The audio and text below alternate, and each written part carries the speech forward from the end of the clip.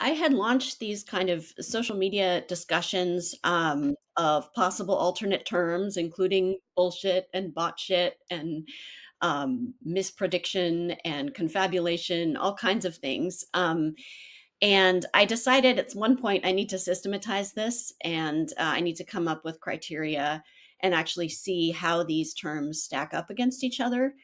And so I did come up with my own criteria, which included not implying that AI has intent or consciousness, um, implying that outputs don't match reality in some way, showing a connection to the patterns in the training data, ideally, um, but showing that AI can go beyond training data, that's not just copying it, um, and that the term would be accessible without too much explanation, and that it would be catchy and memorable.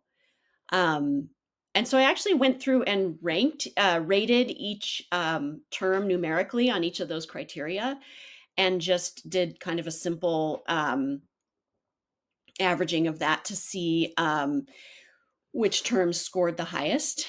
And then I did just I think one or two chat sessions where I wanted to see what a chatbot would give me according to the same criteria, and it actually came up. ChatGPT actually came up with data mirage, and so that was the first time we'd considered mirage, and I was surprised to find that that did actually rank the highest according to my own scoring.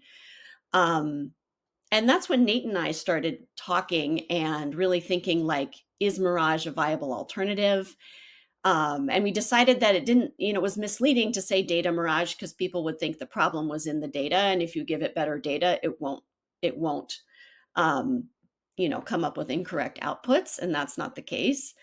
So we ditched the data part and just landed on AI Mirage and started to think about making a case for actually using that term.